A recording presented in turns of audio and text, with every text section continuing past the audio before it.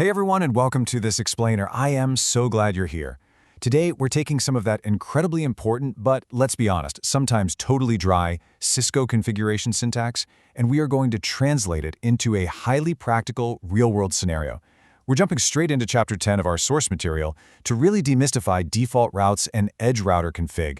If you have ever stared at a blank command line prompt on a brand new router and just wondered, how on earth do I connect this local network to the vast wild unknown of the internet? Well, you are in the exact right place. Let's get right into it. Okay, really quickly, here is our roadmap for today. We've got 1. The gateway of last resort. 2. A real-world edge router scenario. 3. Step-by-step configuration. 4. Verifying your default route. And finally, number 5. The golden routing sequence.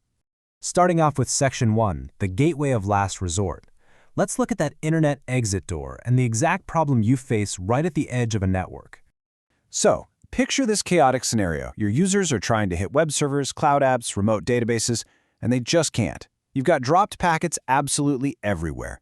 And why? Simply because your router literally has no map for those specific internet destinations.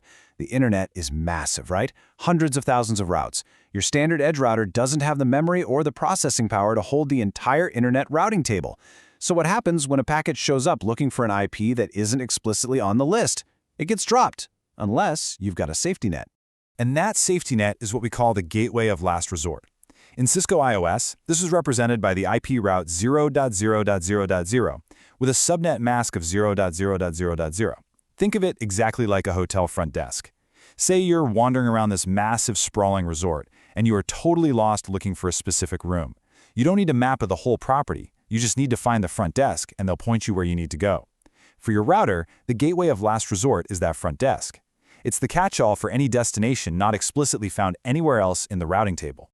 And this brilliantly illustrates our focus today, straight from Chapter 10. You see, setting up a default route on an edge router isn't just about creating the route itself.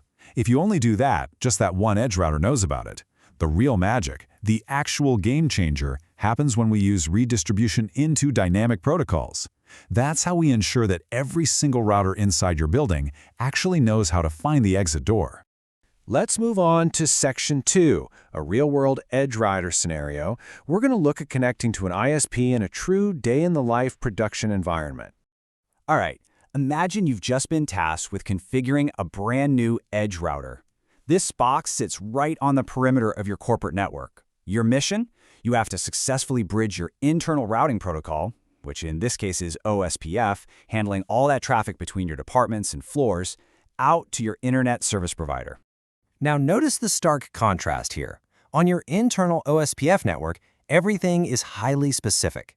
Your routers know exactly where the HR subnet is, they know where the server farm is, and where the guest Wi-Fi VLAN lives. But when you look outward toward the external ISP, everything is a complete unknown. You are handing off traffic to a literally infinite number of internet destinations. This contrast right here is exactly why a default route is absolutely mandatory at the edge. You take that known internal traffic, and when it needs to go somewhere unknown, you just seamlessly hand it off to the ISP. Moving to Section 3, Step-by-Step Configuration. We know the why, so let's actually configure the edge. Our source material lays out this very specific 4-step execution process. It's basically a proven workflow to make sure unknown traffic always finds its way out. Step 1 is configuring the route pointing to the ISP. Step 2 is your immediate verification check. Step 3 is injecting that route into the internal network. And Step 4 is verifying that the internal network actually learned it. So let's dive into the actual command syntax to make this happen. Starting off in global configuration mode, you're going to type IP route 0.0.0, 0.0.0.0. There's our all-zero gateway of last resort, followed by the next hop IP provided by your ISP, which is 203.0.131 in this example. Boom, the edge router is handled. But remember, we've got dozens of other routers inside the building running OSPF. Instead of logging into every single one to add a static route manually, we just go into our OSPF router config on the edge device and type default information originate. This is such a brilliant command. It basically tells OSPF, hey guys, I am the gateway to the internet. Send all your unknown internet traffic to me. It totally automates the distribution of that default route across your entire network. Which brings us to Section 4, verifying your default route. Because an engineer's job is never done just by hitting enter, right? Checking your work is mandatory. Jumping back to step 2 of our scenario, we have to prove our config actually took effect. So, we drop back to privileged exec mode and run arguably the most important command in Cisco IOS, show IP route. This command dumps the entire routing table right onto your screen. But we're not just blindly staring at numbers here, we are scanning for a very, very specific symbol. And right here is what you're looking for. Our source notes the asterisk denotes the active candidate default route. When you scan that show IP route output, you want to see an S star. The S means it's a static route since we manually typed it with the IP route command. But that asterisk, that is the golden ticket. It explicitly confirms the router has successfully installed this route as the gateway of last resort. If you see the S star, your router is actively ready to forward unknown traffic to the internet. We love to see it. All right, section 5, the golden routing sequence. Let's wrap up this explainer by borrowing a broader set of best practices from our source material. This methodology is what's known as the golden sequence. Whether you are troubleshooting a massive outage at 2 a.m. or just logging into a client's router for the very first time, this sequence is the absolute foundation of confident Cisco network operations. It stops you from making blind assumptions and gives you immediate, accurate situational awareness. Mastering this specific trio of commands is honestly like having a superpower. First up, you run show version. This tells you what hardware you're dealing with, how long it's been running, and why it last rebooted, which is a crucial clue if the router's been crashing on you.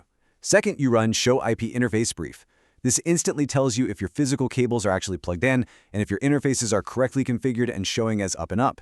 Finally, like we just talked about, you run show IP route.